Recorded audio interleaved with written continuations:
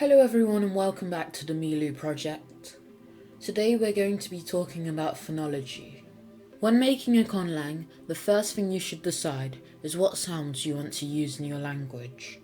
Before we begin, don't forget to subscribe and join us next week for our video on phonotactics.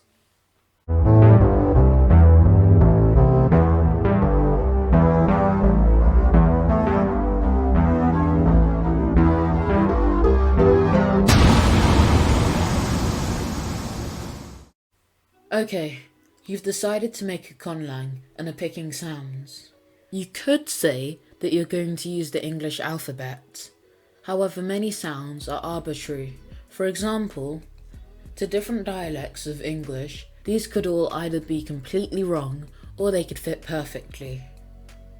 Spelling in English is non-phonetic. This means that the writing system we use doesn't exactly fit the way we pronounce our words. Take the noun kite. In English, if we wanted to turn it into might, we not only need to change the K to an M, but we also need to change the ending. The ite in might is a lot weirder than the ite in kite. However, neither are phonetic. And it's not just English. Lots of other languages have weird spellings too, as well as completely foreign sounds. To avoid all this confusion, linguists developed the IPA, or International Phonetic Alphabet. It's basically the periodic table for phonology, and it's very important in linguistics. The IPA catalogues every possible sound humans can make, which, if you're not making an alien language, will probably be sufficient for your phonemic inventory. I'll leave a link in the description for a useful website. When picking sounds, less is more. Instead of incorporating all the possible sounds you can think of into your conlang, it would be more effective to pick a few more unique sounds. Let's start by choosing our vowels. Now these symbols might look complicated to you at first, but all it takes is a bit of getting used to them. For the sake of simplicity, let's create a 5-vowel system. The general trend with vowels in natural languages tends to be that the front vowels are unrounded, but the back ones are. You can also create diphthongs. A diphthong is a combination of 2 vowels to make a single sound. In English, we have diphthongs like the A in words like say, they, and play. It sounds like a single vowel, although it's 2, said very quickly.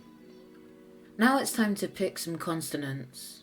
First, it's important to understand this section of the table. On the top, we have places of articulation, and on the side, we have manners of articulation. There is a huge number of consonants in the IPA, and it's often tempting to pick all of them.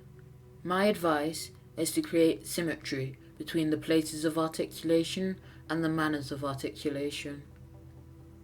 This means you should try to pick places of articulation that you would like to also have as manners of articulation. It's often very easy to go off hunting exotic sounds, but you'll thank yourself later if you stick to making your table symmetrical. This is English's IPA chart, and we will be using this as a baseline for our conlang's phonology. This is our conlang's phonology. As you can see, it has been slightly altered from English. For example, I've decided to drop the labiodental voiced fricative. Now I wanted to get rid of the labiodental section altogether, however no known languages emit this sound.